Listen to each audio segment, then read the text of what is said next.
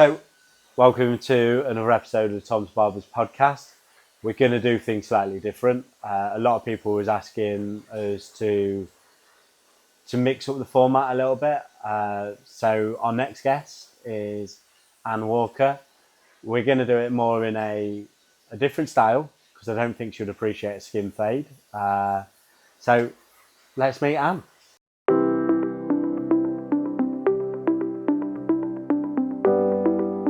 Today we've got Anne on the podcast. This is very different for us. This is the first time we've done this style of podcast. So I'm a little bit nervous, so don't criticise me if you watch it. Just give me a little bit of time to be better at this. But yeah, we've got Anne. So do you want to tell us a little bit about you and what you do? Okay, so my name's Anne. My business name's Ocean Waves Counselling. So I'm a counsellor. I'm also a supervisor. So I help other counsellors just check they're working ethically with clients and if they get stuck with people. I work one-to-one with clients. I'm based on Lincoln High Street. And I also do online products and tools, mainly reflective tools for people who might feel they're not quite ready for counselling or can't afford it. So they've got a step to do before counselling if they want to reflect on negative thoughts, anxiety, that sort of area, really, grief, who they are at the end of a relationship, when they feel lost, feelings of not being good enough, all that sort of comes under the anxiety umbrella. So. Do you feel like, I'm jumping into a bigger question now, I wanted to. Do you feel at the moment there's a big rise in people searching yourself and looking for help? I would say yes and no. I think the economy has had an effect on what people can afford. I think AI has had a massive effect on looking for mental health results instead of going to counselling. But there is still a lot of people going out there looking for counsellors, yes. What kind of advice would you give them? So what would be an in-person, like having a session with yourself compared to, talking to AI? What would you say to them people who's seeking cheap advice potentially? AI is only as good as the people that input the information. So AI can hallucinate, so it can give you false information. There was a big articles a few years ago that it was actually telling people to commit suicide. Trigger warning. Bit late, but there. Which they've had to alter and to stop that. So they've had to retrain AI. With counselling in person, you've got that energy connection. You're connecting with people, which is really important. A lot of the reason people have high anxiety, I find, is that the way they're not connecting with people. It can be they're working all hours and not looking at the self-care and connecting with people. When you've got the right counsellor and you're connecting with them, you feel that you're being listened to. That's the important thing. It's the relationship between that counsellor that is the biggest tool, rather than what they use. Some people might use, to use a technical term, if people most know with the NHS is CBT, cognitive behaviour therapy. That uses a lot of paper tools and they have to fill in things. A lot of that doesn't work for a lot of people. I do something that's called person-centred, and that's basically talking, like a talking therapy, but it's that connection. And you've got to check that you've got the right counsellor, because not every counsellor is right for every person. So people have got to be afraid to sort of say, well, actually, I'm sorry, this isn't working for me with you. And for me, I'd say, yeah, fine, no problem. Would you like me to help you find another counsellor? They've got to be able to feel comfortable to talk to that person and not just think, oh, I've gone to this counsellor, I've got to stay with them now, because that's it. They've got to help me. Do you find people do that? Because I'd say fortunate that I've been to counselling and seen the benefit of that. But do you feel like people are, because obviously if you go into counselling, probably not as strong as you'd want to be. So do you find that is it easy for somebody to say to the counsellor, this isn't the right fit? I don't think it is easy for them, to be honest. And I think that's why it's that initial contact that is important. I think some counsellors do a free 15-minute call. Some do other introductory techniques. And I think it's the vibe that you get from that. So I can do an introductory and people won't come back to me. And I'm thinking, okay, well, I'm not the right fit for them. And they'll go off and find somebody else. I've had people that have come for the first session and just not come back. And again, I think that's because I'm not the right fit for them. And when I reflect back on that first session, I think, yeah, actually, I don't think I was the right fit for them. Do you reach out and try and get that feedback, or do you just kind of? No, I think that's the autonomy of the person on there. I don't think it's right for a counsellor to do that. I think ethically, that person has to be able to make that right choice. It's like when the end counselling, sometimes there's a big thing in training about endings, and it's important to have an ending. But also, counsellors don't always get an ending. I've had numerous clients that have just left and never come back. I think, a lot of people say, they're ghosting me basically because they're just not communicating, because you obviously send an email to say, sorry, you missed your appointment, and they just don't get in touch with you again. And so you don't get a closed ending. And sometimes you just got to live with that. And your imposter syndrome comes in. Wasn't I good enough? Haven't I done anything right? But actually, it's just that was the ending they wanted for whatever reason. And that can happen after 1 session, 10 sessions, 20 sessions, whatever the client feels is right for them. That's the way they want to end it. Might not feel and sit right for us as a counsellor, but at the end of the day, it's down to the client. It's their journey. It's their counselling journey, not mine. It's a strange one, because obviously with my thing, I had 12 sessions, and it was like a cliff, and it just finished. So I've seen like probably the other end of it, and obviously you've seen that end where like in a way you've not got the closure on. Like it's a bit like watching a film and not getting the end of it. Is that how it sometimes might feel? It is on the occasions that I've mentioned, but I feel quite lucky that I have a lot of endings with my clients. And when I come to the end, they move through a journey. So we start weekly. Then when they feel ready, it might go to fortnightly. Some might go end then, and some might go on to monthly. But one thing I always offer is drop-in sessions. So like you said, at the end of your 12 sessions, that was it. I don't want that for my clients. I want them to feel they're always supported. So I offer drop-in sessions. So I've got a client that ended last November, and they want to book in next week for a drop-in session. And I'm happy with that. We do a one-off. We talk about whatever they need to talk about that session. And then they decide, do they want to come back for one more, or is that it until whenever they want to drop in again? I've had some clients that have dropped in once a year for 3 years after they'd finished their sessions. And it just seemed to be around that same time of year for some reason. But they've just needed that one session, maybe a bit of reassurance, or something slightly changed in their life and they just want to talk it through. So I like to offer that continued support. So as long as I've got an email address, my premises may change under whatever circumstances. But if I've got an email address, then I can offer that support. I can get in touch with them.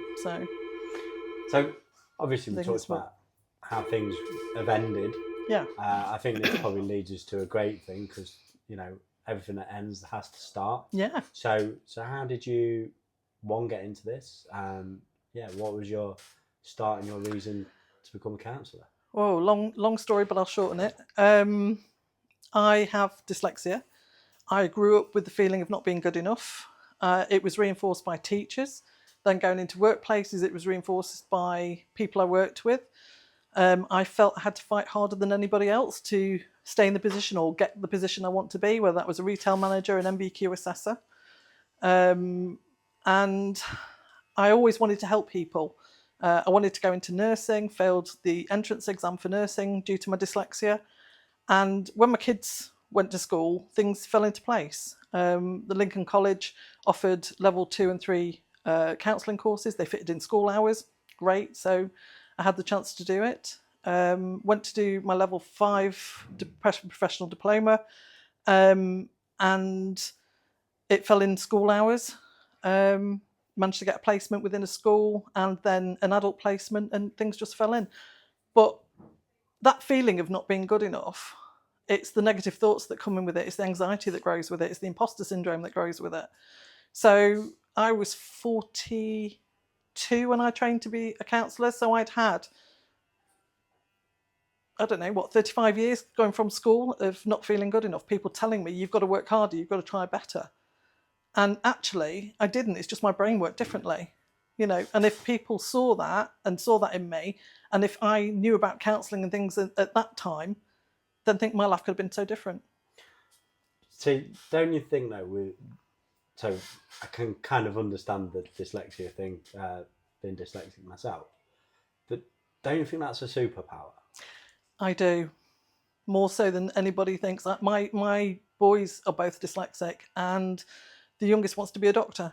And because he isn't in the bottom grades, he never got help with, he's got coping strategies because I've helped him from my dyslexia side of things, that he's now an AB student for A levels.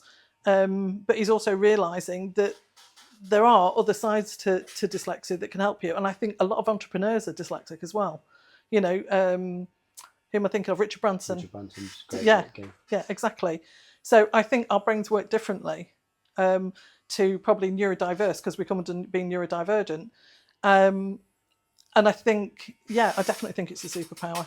I think for me, I think being dyslexic, I'm resilient. Like, yes. And, you know, sometimes you can't do it the linear way that most people will. So you probably zigzag around things and you create a different way. And I think after years and years of forming that way, you just see life differently. And again, like, I don't know if you're similar, but I thrive in chaos. Like, chaos is where I'm more comfortable. I actually can't cope when things are settled. Because if you've got chaos, you're getting dopamine. Your prefrontal cortex is working better. With dyslexia or ADHD, you're not getting the dopamine that you would normally get as a neurotypical person. And you need that dopamine buzz to help you work through it. You can focus better if you've got chaos because you're getting that dopamine buzz. So, yeah, I can see that point of view. I strive better through pressure on that. If there's an emergency, my brain kicks in and I'm there and I can handle it far better than if it's sort of like, I don't know, I'm relaxing in something's normal day and you just think, oh God, I can't get motivated or something like that. Whereas if something happens, I'm motivated, I'm there, I can do it, you know, and that's all down to dopamine and the way our brain works with the working memory at the front. See, that's the thing though, obviously dyslexia, ADHD and that is getting more talked about and there's a lot more coping mechanisms for it. But obviously, like you say, your school career was a little bit strange. Mine was very, very interesting. I was either in top set or bottom, special needs. There didn't seem to be that support. So what advice could you give to somebody who has struggled in adult life that hasn't got the support? What? I think it depends where they are. If they're still getting ruminated and getting those negative thoughts, then it's finding out what the negative thought pattern is and working through it. So I work a lot with negative thoughts, automatic negative thoughts. So I abbreviate it to ANTS. Yeah. So I've got my little ANTS that say always and nothing thinking, mind reading. We like to mind read what other people are thinking. And it's like if you walk down the high street, and you're looking around and your brain goes, oh God, look at them. They're watching me. They're wondering what I'm dressed like. They're wondering what this is. And they're going to talk about me later because they don't like the way I'm dressed. Well, actually, that person that you think was looking at you down the high street is probably thinking, oh, what am I going to have for tea tonight? Oh, my boss thinks, I've got this project to do for my boss. They're not thinking about you at all. So that's mind reading on there. So that's one of the ANTs. So it's finding out what these automatic negative thoughts are. I work a lot with clients that have ADHD traits. I can't diagnose by law, but we recognise ADHD traits, and it's working out things that help them. So scheduling things. Self-care is really important, getting that work-life self-care balance, understanding what self-care is, because a lot of people think it's going out for a cup of tea, going out for a meal, going out to a concert, but actually it can be just taking a coffee break at dinner. It can be going for a walk, 5-minute walk, breath of fresh air. I worked with somebody who had a real hectic schedule. When they were doing the contract they were doing, they would work from probably 8 in the morning till 9 at night. And what they didn't realise was they weren't taking a break. And then with that, the anxiety built. And it got to really high anxiety where it was affecting them with their thoughts. They thought they were going mad. Their health was declining. And we talked through, okay, so what can you do? In that busy scheduled day, where can you take? Well, I haven't got time for a break. So, okay, well, you need to breathe. So take a breath, literally pause for a minute. That's the starting point. Then we worked up to them going outside and just walking outside, taking a breath and walking back in again. And we were building up their self-care through their working day to eventually they took a 10-minute break 3 times a day. And that was all they needed, just to calm their system a little bit so they can actually work through the day without their thoughts overtaken and all those negative ants coming in. So it depends on the individual, on what tools they need and where they are, to how we can help them, really. Do you find a lot of people that come to see you are similar to you, or do you get a mixed group of... I used to get a mixed. I used to get grief, trauma. Anxiety's always been there. I mean, and originally when I trained, I wanted to work with end of life. I love end of life. Sounds awful, but I like people. I've been a care assistant when I first left. I grew up with my parents being mental health nurses, so I went to the hospital they worked in, and I was around elderly people. And then working in nursing homes, end of life. I've been around a lot of people end of life, and I talk a lot with my mum about end of life and death and life after death and things like that. And I really thought my counselling was going to take me down that route, and it didn't. It took me to anxiety. It took me to people not knowing who they are, not feeling good enough is the big thing. So for me on my website, it's all, feelings of not being good enough, because that's anxiety in different ways, shapes and forms. And what I've found is I've let my clients lead me to where I need to go. So if I started with general anxiety, then I started seeing people that ADHD, which I didn't recognise at the time. I had one client came to me for a year, didn't recognise the traits. He left. We helped him, obviously, to a certain degree. And then he came back a year later, and I'd already done a course on ADHD then, because I'd noticed more and more clients were coming with those traits. So I did more training, and then he'd also recognised that he'd got the traits. And because that knowledge and my clients that were coming were showing with similar things, I thought I need to do training on this so I know what I'm talking about and how I can help them better.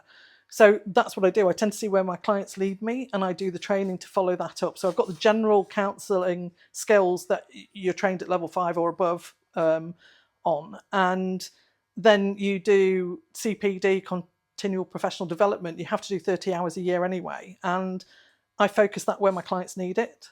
And it's led me to the ADHD. And this client then, we could put things in place and help him far better than I could the first time, because we both recognised where we were going. And since then, I've helped no end of clients with those sort of traits. But it's working out as well, because ADHD traits can be close to trauma traits as well. So people that have suffered a lot of trauma.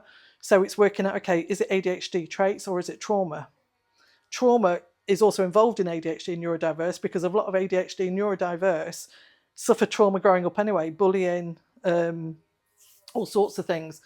So you've got to work that out as well, because they can mirror each other. And so I might see somebody, I think, oh, that's ADHD traits, but actually it's the trauma they've had. So I've got to look, have they had any head injuries? Have they been in an accident and things like that, to see what sort of trauma it is, to work out whether it's that or ADHD traits as well. But it's, yeah, so I go where my clients lead me. Which is great. And I suppose it, like you say, you don't know where you're going to go. No. I suppose it creates that self-learning as well, and personal development. Yeah, but I always keep it around anxiety. That's my niche on there. So I don't do eating disorders, although I do go on the edge of it because of anxiety linking to eating disorders. So I had a client years ago, and she'd had an eating disorder. And when she came to see me, I said, I can't deal with that area. So I checked with my supervisor just to say, right, okay, she's coming to me for anxiety. Am I okay to go here, here and here? And so I checked with my supervisor that, yep, as long as you don't say, right, this is an eating disorder, I need help with this, then I can skirt around the edges of it. If it was actually to do with eating disorder, I'd say, well, I can help you and refer you on to somebody who specialises in that. So we all have our niches that we're in, and we need to work ethically to make sure that we don't go above and beyond where we're trained. And that's the important thing as well. Do you find that that's refreshing, having certain boundaries where you wouldn't cross over? I think you've got to. I think ethically as a counsellor, you've got to have those boundaries, because you can only do so much training. This life is so vast. There's so many different areas to life. We can't be trained in everything. So it's more, mastery of an area instead of jack of all trades. Yeah, I think so. You've got to niche it. Yeah, definitely. Yeah.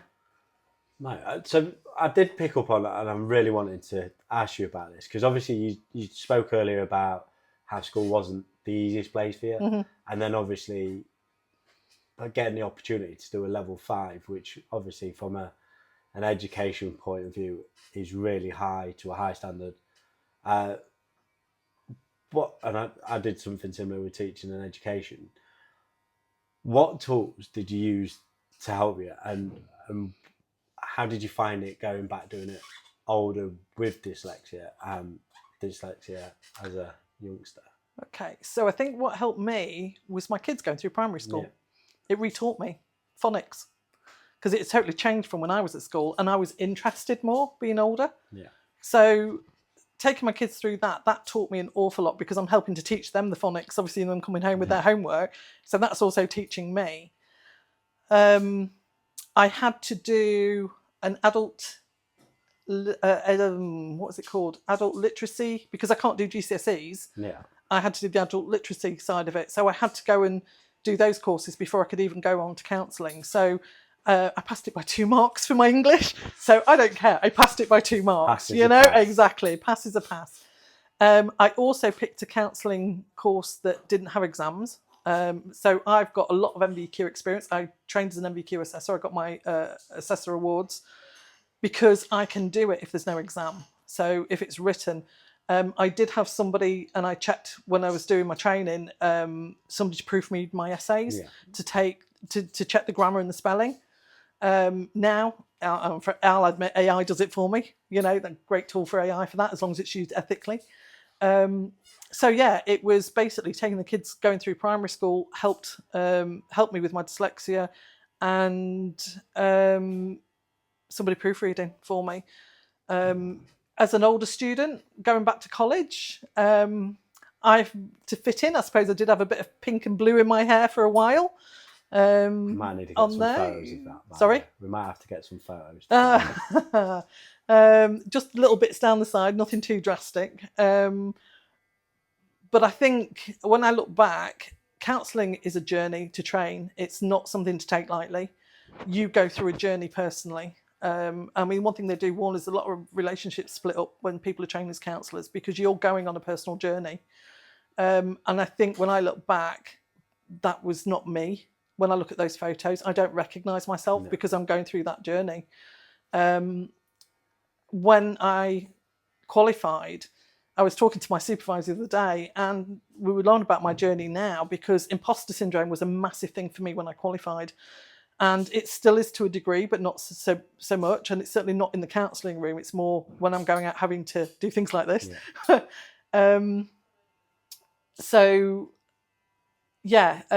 were sort of saying that when you look back at the journey that you've done, I've lost my train of thought, really. You've got to be passionate about what you want to do. And I think going as a mature student, you've got to be passionate about what you want to do. I think that's the motivation to do it.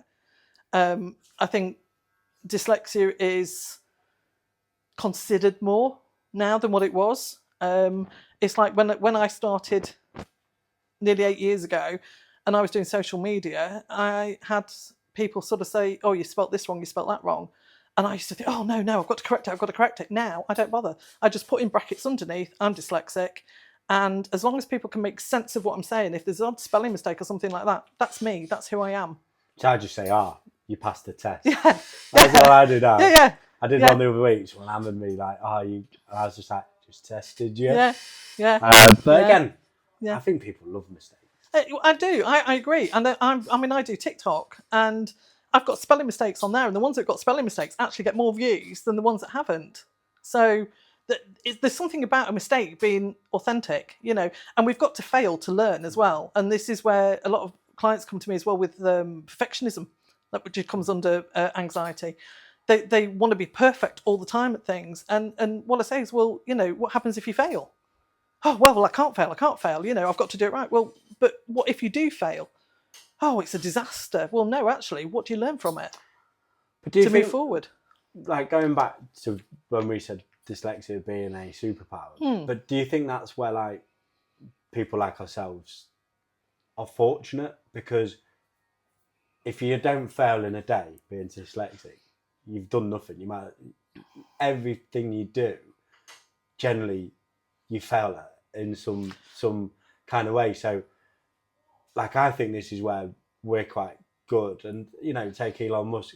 Like, build it, and if it fails, you've learned. Yeah. And I think, like, I think when you've suffered with something like dyslexia, fail is a daily occurrence. Oh God, yeah. So it doesn't phase you.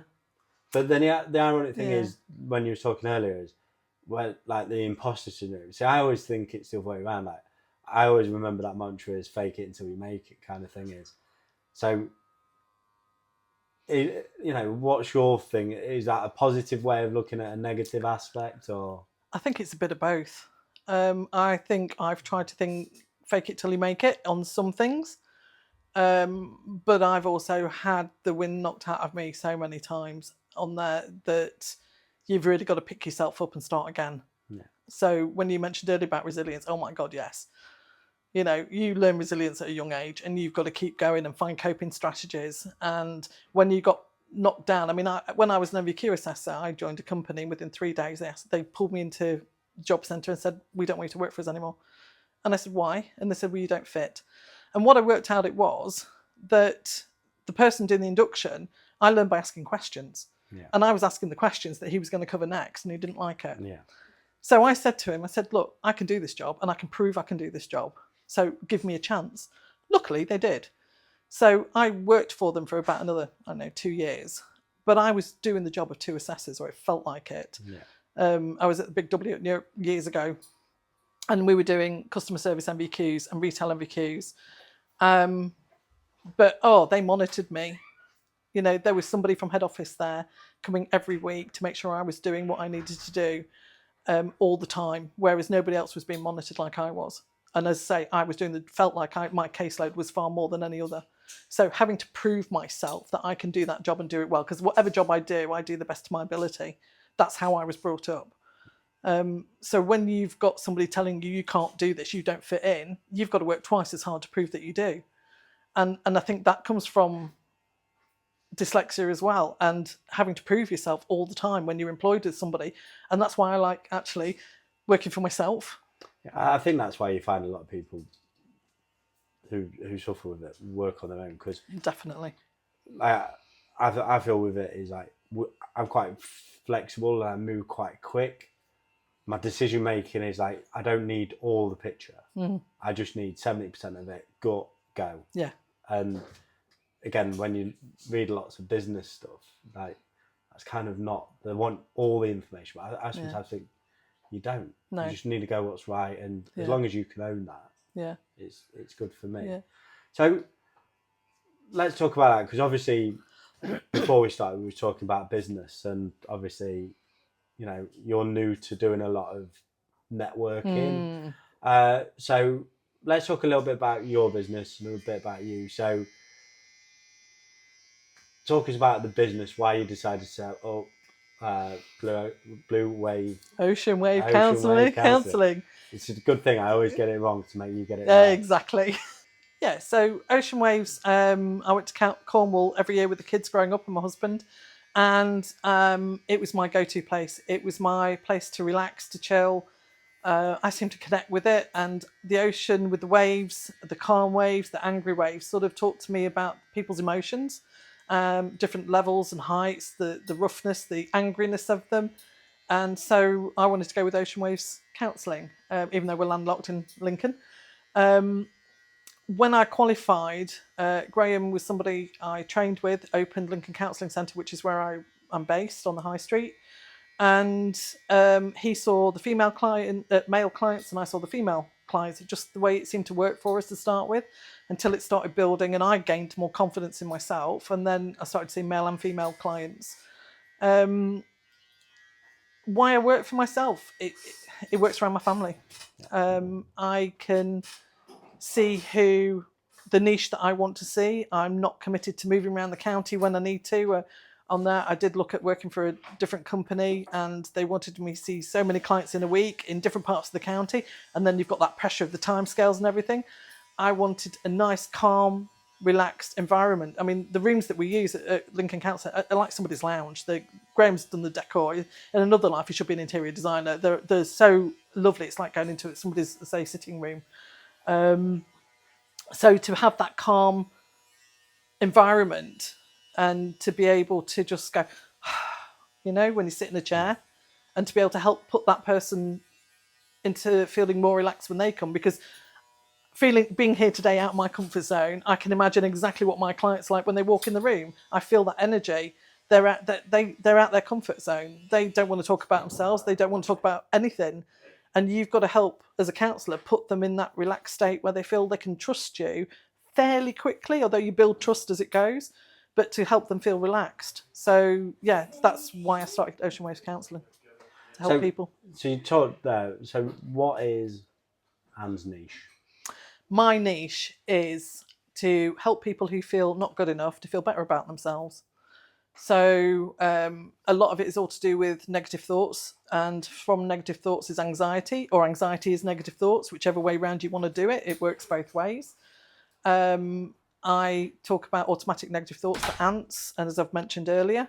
So I just want people to feel better about themselves, whether it's the end of a relationship, not knowing who they are, whether it's lack of self-confidence, whether it's the negative thoughts. It's that basically that feeling of not being good enough, what I've grown up with. I don't want people to feel the way I did. And whether that's undiagnosed ADHD traits, newly diagnosed ADHD traits, anxiety, that underlying thought of not feeling good enough.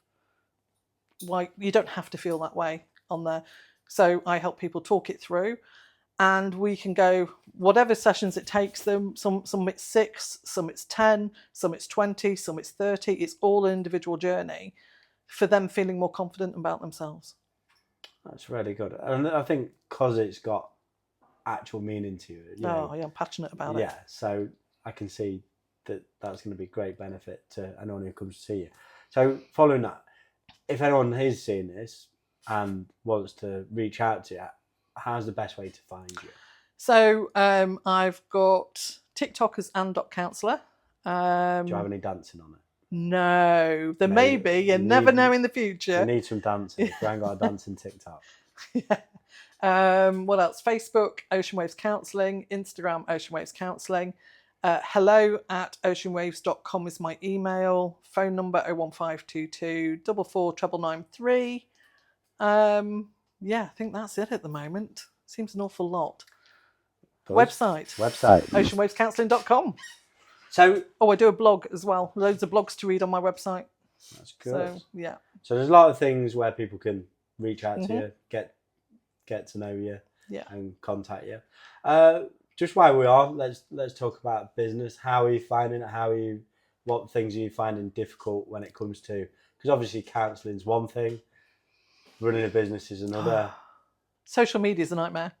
I'm having to learn social media. So obviously, as I mentioned, starting with Graham when he started Lincoln Counselling Centre, I've relied a lot on his website and gaining my clients. And now I'm learning to market myself. He's getting to the stage where he's going to retire in a few years.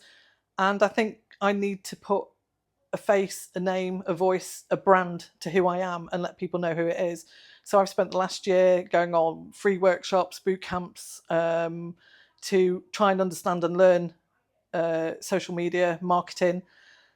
Oh, nightmare. I think I'm getting there slowly. I've now got some digital products that I'm going to put online for people that aren't quite ready for counselling or can't afford counselling. So they've got some reflective tools that they can use. They're coming on hopefully in the next couple of months, fingers crossed, onto Stan Store. Again, learning all these platforms. That's the biggest thing as well. So what kind of things, to deep a little bit more into that? So obviously if someone's not ready or they can't afford counselling, what is this mid thing you bring into the party? So I'm going to have to use this just to refresh my memory because I have brain fog. And these are my ants on here. This is a little freebie giveaway that I have, which gives you the first 3 ants that I've mentioned about always thinking, mind reading, and what's the other one? Focusing on the negative.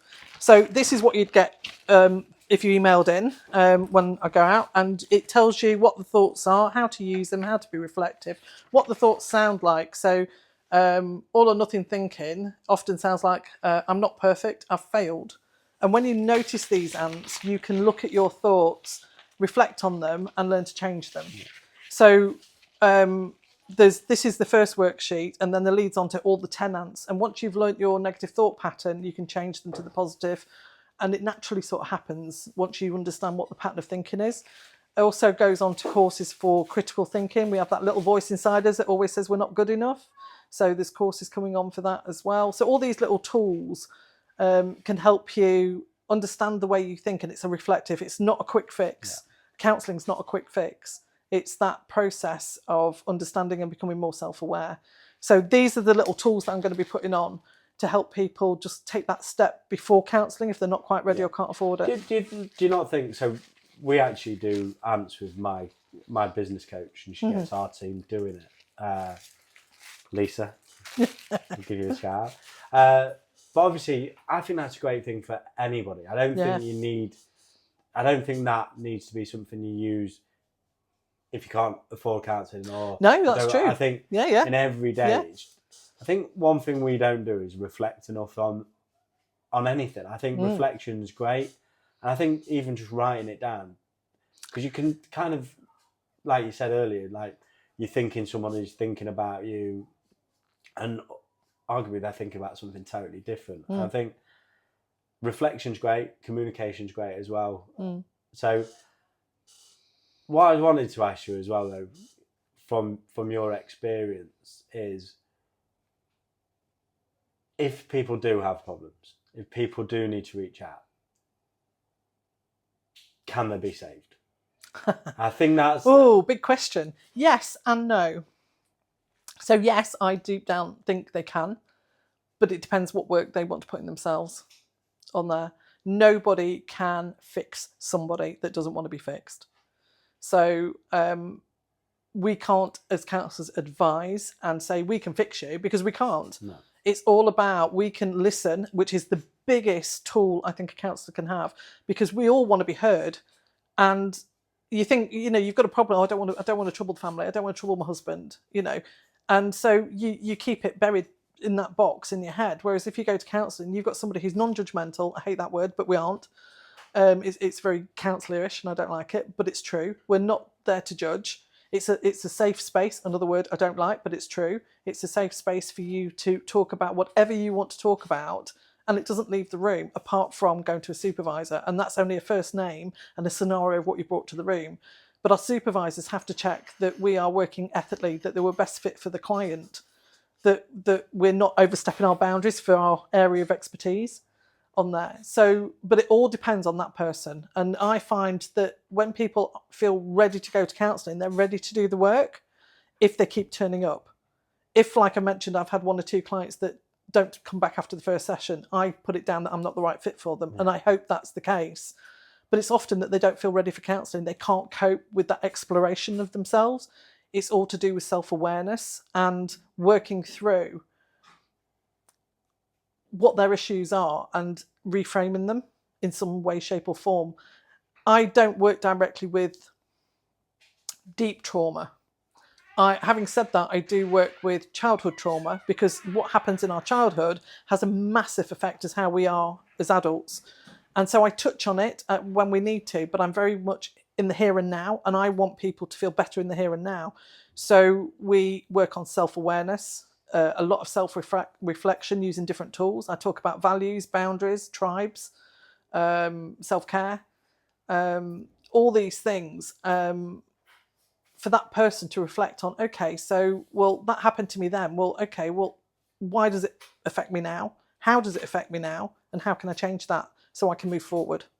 And I think that person needs to be in that space to be able to do that work for them to feel better. If they're not ready, it's not going to work for them.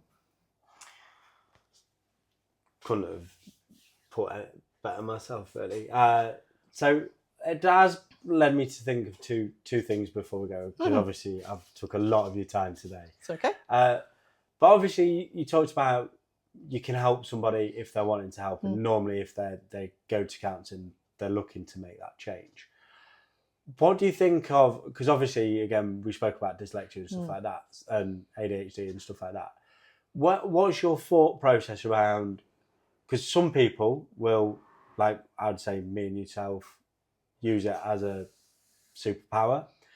But what's your thoughts around people using it as an excuse and also not taking personal responsibility maybe for dyslexia and not helping themselves? Is there, what's your thoughts around that? It could be how they've been brought up, because environment, there's an argument for nature and nurture, and some of that is the environment that you're brought up in. You get somebody that's dyslexic or had any sort of trauma as a child, whether it's abusive parents in some way, that's going to affect them as an adult or a teen, and that can affect motivation, how they see themselves.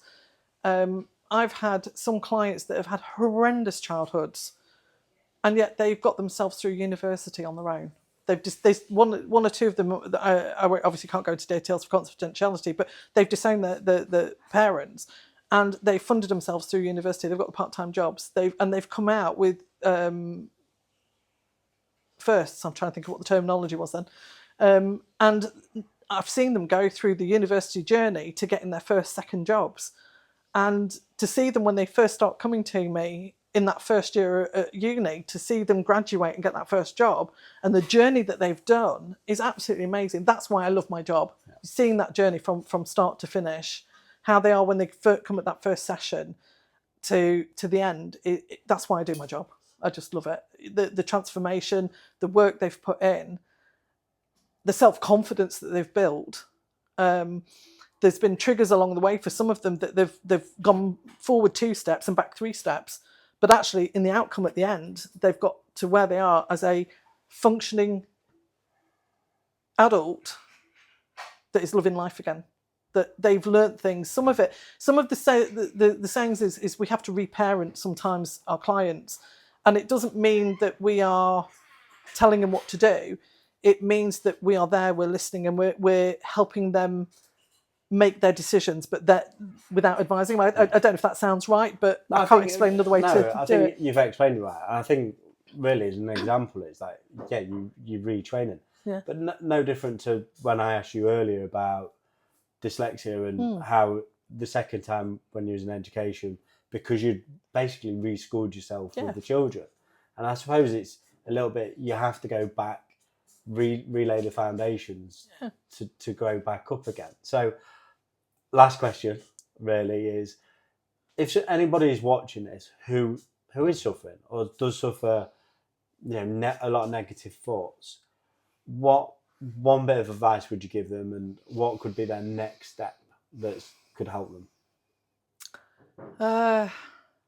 One bit of advice is to not believe all of your negative thoughts. Your brain lies to you. So think firstly, are there any facts to back up that thought?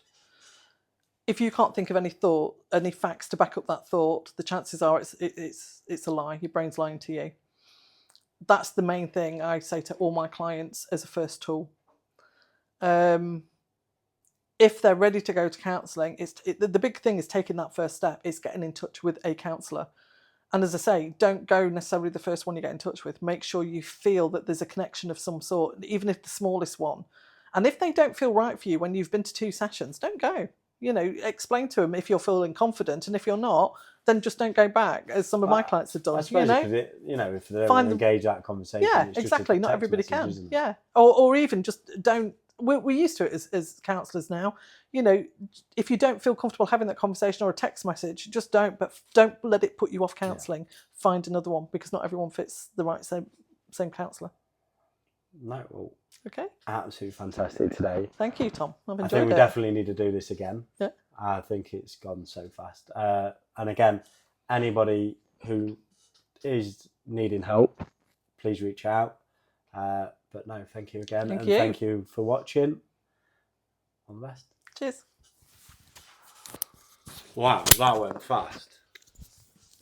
I think we were saying earlier, because I'm not doing the haircut, at time, you just don't know when the time goes. I thought that might happen. Yeah. You just naturally speak. Yeah. But the ironic thing is, it got to the end and I could have carried on.